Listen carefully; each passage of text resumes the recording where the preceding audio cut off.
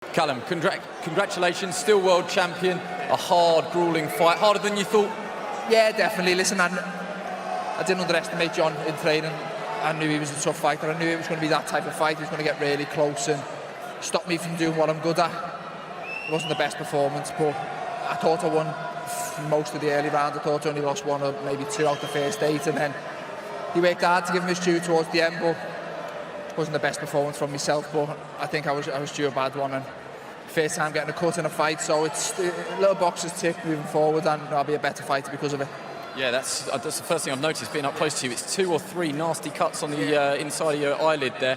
In terms of John's style, how tricky was it with someone that's 6'3" in yourself? He's 5'9", long reach advantage, where he's punching downwards. He's very compact style as well. Yeah, but to be honest with you, early on I found it probably a little bit too easy. I was in first gear for a little bit too long, and everything I was throwing was landing. My jab was landing easily enough. It was more when he started closing the distance, I probably should have dealt with it a little bit better, but he's very, very short, with little short arms. He got very close to me, and that was my only fault tonight, I think. Other than that, I thought the box well early on, and as I say, he smothered my work, and I allowed him to.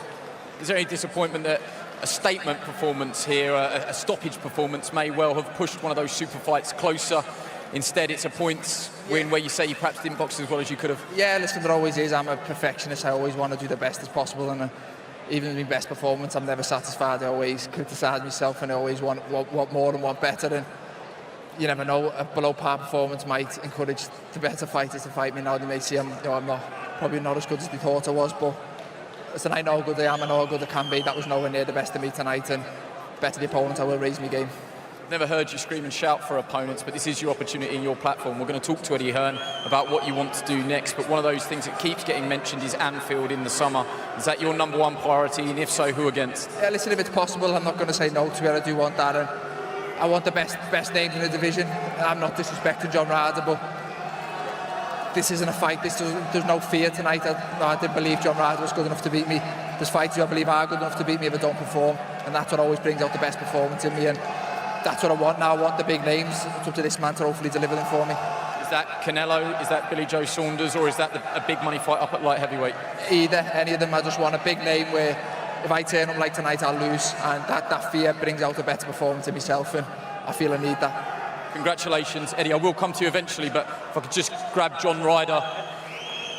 John, commiserations. Just how heartbreaking is it to push someone so close and it not go your way?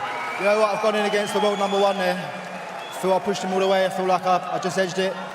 Didn't get a decision tonight, but I feel like I've proved my state in the world scene, and I do deserve to come again. Outside of your inner team, certainly with the bookmakers, nobody really gave you a chance. Did you always believe you could come here and push him that close and ultimately win? Yeah, desperately. Definitely, sorry. He's a great fighter, but I live and breathe this sport. And the sacrifice I'm making this is unbelievable. I leave my family, I relocate, I live with my strength conditioner Dan. I'm there day in, day out with Tony, and it's just the sacrifices I make for this sport, and it's just, we've not had rubber green lately, but that's just boxing. Scorecards, 117, 111, 116, 112 twice. Do you feel you're harshly treated on the cards there? Yeah, I feel that was harsh. I feel like I forced the fight a lot. He was just nicking rounds, if that. I feel like I've done enough to win that. Boxed for the British title 3 times, and lost for it 3 times. We're going to walk away from the sport. We're glad you didn't, and do you believe you can come again? Definitely. Look, I've lost for the British title 3 times. I've come back and I fought for a world title against the world #1. I think I've done more than enough to show that I'm credible for this, and I will definitely come again. Hard luck to you tonight. Promoter Eddie Hearn, your thoughts on the fight first, from both men's perspectives? I thought it was a great fight. I thought Callum Smith dug in. I thought John Ryder was exceptional. I thought it was a close fight. Felt Callum Smith, champion, put in a great performance. John was great. It was a great British domestic fight, and like Callum said, John came in, this was his golden opportunity, raised his game, put in a great performance, and now Callum moves on, to take these mega fights. But I thought Callum was great, and I thought John Ryder was exceptional. One on John first. Do you believe he's proved that he belongs at this level? 100%. People doubted John coming into the fight. He's a world-class fighter. He proved that tonight. He'll be back, and I believe he'll go on to challenge for the world title again. Callum Smith very disappointed in his own performance, most notably because he wanted to make a statement and push you to deliver the fight that everybody's asking you to deliver.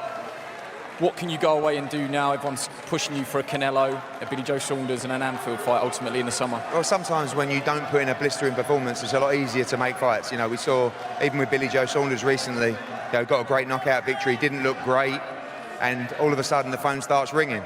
The phone hasn't been ringing for Callum Smith because he's looked fantastic. Now, after a solid performance, you'll be surprised. You know, I've had a few texts during the fight saying, we'll have Callum Smith next, and all of a sudden... Who are the texts from? I'm telling you that, but it's true, you know, people start looking at it and saying, oh, maybe he's not, you know, as untouchable as we thought. But sometimes when you get a great performance from someone like John Ryder, you know, it's going to be tough. It was never going to be easy for Callum Smith tonight, but I really feel now after 2 defences, he needs to be taking those big legacy and career-defining fights, whether that's stateside or whether that's Anfield. Thanks, Eddie.